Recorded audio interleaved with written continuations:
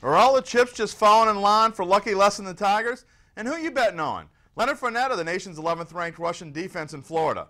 All this and more coming up on the Friday edition of Talkin Tigers.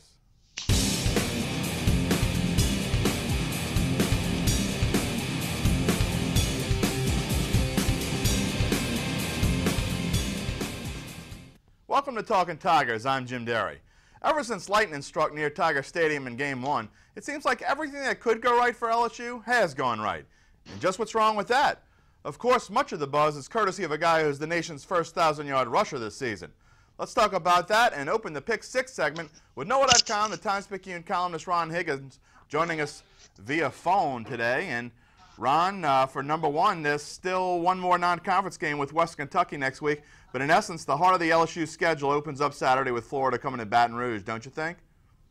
Oh, absolutely. You're playing a Florida team that's undefeated, a team that beat Ole Miss by 28, an Ole Miss team that beat Alabama in Tuscaloosa. It's kind of like the food chain of the SEC at work here. So to climb that food chain ladder, you got to start taking people out. And this week, you've got to take out Florida if you're LSU. You can't talk about food with me around. I'm just letting you know that ahead of time. Okay, I'll try to avoid that. Jumping right to number two, is it just me, or if LSU goes on to win the national title, they can look back to maybe how many things fell in line for them early in the season? Boy, it's incredible that this week will be the fourth backup quarterback that LSU will face this season, and three of them have been walk-ons. What's happened almost every game, something has happened that's circumstances that falls in LSU's favor. But, you know, you look back on every national championship team, and in the past 10, 15 years, something always happens that they get a break during the season that, you know, benefits them. So it could be a quarterback gets hurt from another team, or he gets suspended. It could be an injury. It could be anything. But you need breaks. Well, let's expand on that a little bit more and talking about Florida's quarterback situation. Quarterback Will Grier was suspended this week for PED use. And what does this change for the Tigers' defensive game plan? Well, the only thing that changes is that Treon Harris starts for Florida. He started the last 5 games last year. He has a 5-2 record as a starter. A smaller quarterback than Will, much more mobile, can give LSU problems with his feet. He's not a bad passer. Opener this year. But he hasn't played very much since the second half, the second game, when they decided to go with the other guy, and he's really had like 3 snaps in the last three or 4 games. So he has fresh legs. LSU respects him. I mean, LSU knows whoever they put back there is going to be pretty good because they got a good team around them. Yeah, I'm sure he's looking forward to playing against LSU as well.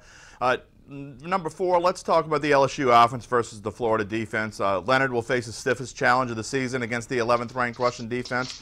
They're no slouch against the pass either. They're allowing less than 200 yards through the air per game. Oh, absolutely. This is a defense that, even when Will Muschamp was there, as bad as their offenses were, their defenses were always good. Always recruited great defensive talent. This is a really good defensive unit. There's no doubt about that when you're only giving up 99 yards a game rushing. And the pass defense speaks for itself with, Vernon Hargraves, the third back there, probably a top 5 NFL draft choice this upcoming season. They've intercepted 2 passes and returned for touchdowns. This is LSU's definitely their stiffest defensive challenge of the year.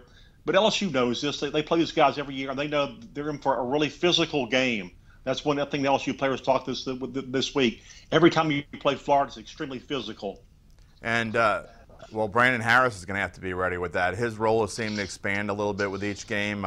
He's throwing some deep passes. Is the playbook expanding as well, or is he just working well with what he has? I think he's working with what they have.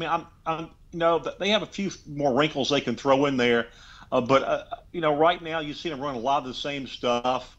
2 weeks ago they had 4 or 5 drops, and they got that cleaned up last week, and progress was made.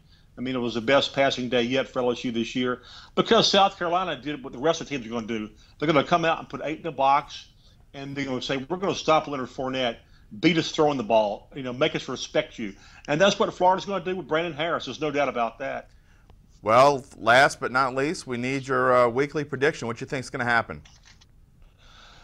You know, a lot of these SEC games this year, but I've picked low scores, and the scores have been high. I think this is one of the games that, 2 years ago, this game was a brutal, battle in Tiger Stadium, 95-degree heat in the afternoon.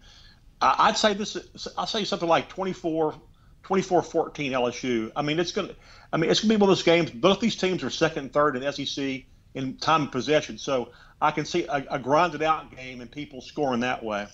Well, it could be the marquee game of the week. Thanks for joining us, Ron. We'll talk to you next week before the Western Kentucky game. Thanks, Jim. And for Friday's Extra Point, let's take a look at the series between LSU and Florida.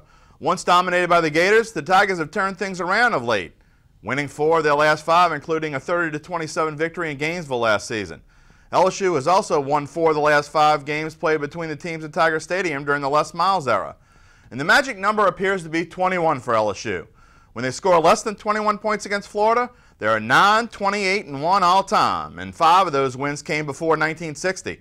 In fact, the Tigers have defeated the Gators just once since 1987 when not reaching that magical 21-point mark, but lost 16 times. Guess that means Les Miles will be whispering in Mr. Fournette's ear, "Hey, Leonard, can you get us 3 touchdowns and we'll do the rest?" Hey, it sounds reasonable to me. Well, unfortunately, it's time for us to call it a week. We'll see you Tuesday when we review the big game and look ahead to Western Kentucky. I know you can't wait. And hey, before you go, vote in our poll and let us know what you think about how it's going to go Saturday. Oh, you won. Put it on my tab. See y'all.